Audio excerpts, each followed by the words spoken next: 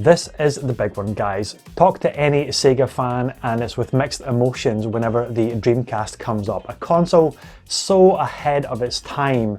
It was so innovative, but also kind of bombed in terms of global sales, which was a huge travesty. And of course, it also marked the end of the hardware game for Sega. Up until that point, they were one of the leaders in video game development and hardware sales. But because of the rise of the PS1 and hype for the PlayStation 2, the Dreamcast just didn't get the sales.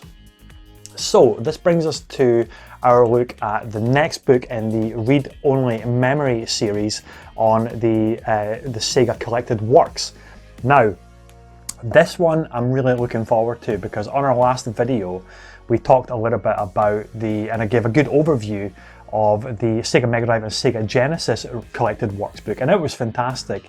But few game consoles covet such respect and adoration as the Sega Dreamcast, and this is going to be something pretty special. So let's take a quick look around the book before we dive into it.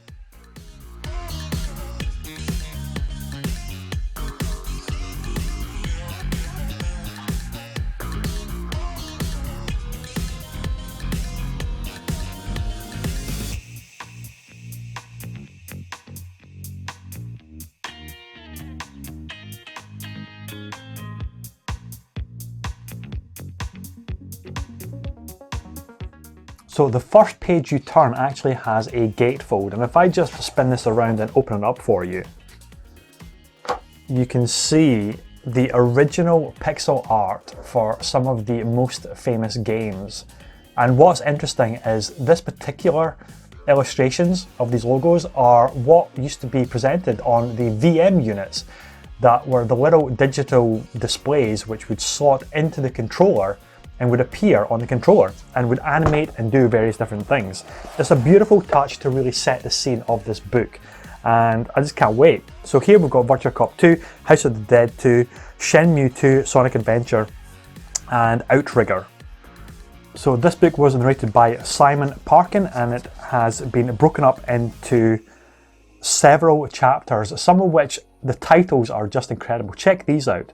So chapter 1 is called Confidential Mission, but the others are called What Dreams Are Made Of, Arrival, To Make Friends and Influence People, A Fantasy Online, Loss of a Dream Maker, Game Production Artwork, Making Shenmue, Making Crazy Taxi, in-game artwork, and game production artwork. So it's really been broken down into several key milestones of developing for the Sega Dreamcast.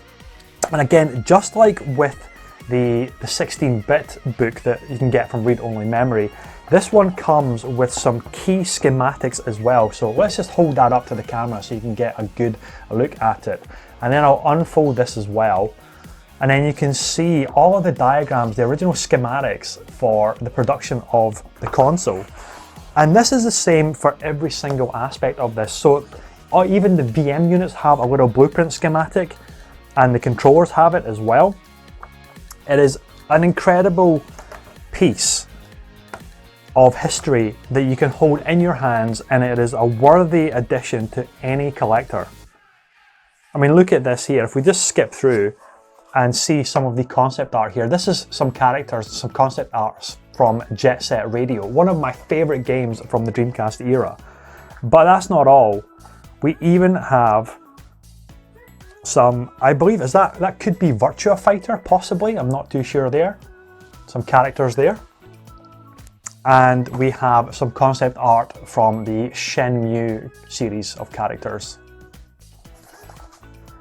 There's something very special about holding this in your hands, knowing that you have this incredible collection of history. What is crazy as well is, of course, the design of the Dreamcast controller.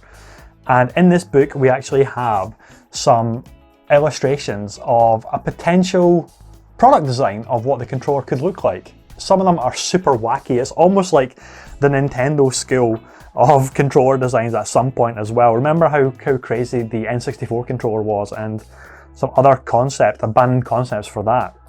I mean, what can you say about it other than the fact that you can just look at this book and marvel at it? It's got some wonderful additions there. Lots of Crazy Taxi stuff, of course. Lots of character art as well. I'm just going to be poring over this for weeks and weeks and just savouring this piece of history. It is truly something to behold. Now, if we skip to the back, what you can see is another pullout for several other. It's a beautiful way to bookend the thing as well. So it opens up with some VM unit logos there, the proper pixel art. And it opens with that as well, and it closes it. It's a great touch. I mean, the presentation, the production value of these hardback books are just something to behold. Yeah, if you can't tell, I am a huge fan of the Dreamcast.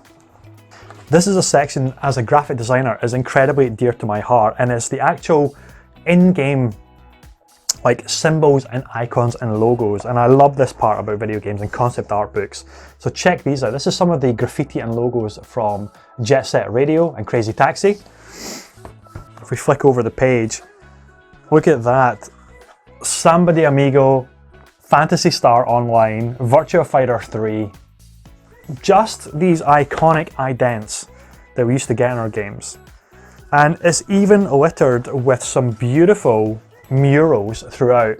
I mean, in terms of a graffiti mural, the few games do it as good as Jet Set Radio. The style of that game was just awesome. I really wish that game would come back. Another truly amazing collector piece, everybody. If you're a fan of Sega, this is an absolute must-buy. But even if you just have an interest in video games as a whole and want to explore the history behind them, then do check out some of these books that are available from Read Only Memories website. They have a whole bunch. They have one that I'm really looking forward to, and that is one dedicated to all of these Sega arcade machines, and it even comes with some actual pop-up models of the actual arcade cabinets. So I am really looking forward to that, and of course we're going to be doing a video on that one as well as soon as that arrives. But for now, take care, enjoy, and do let us know in the comments what you think of this particular piece.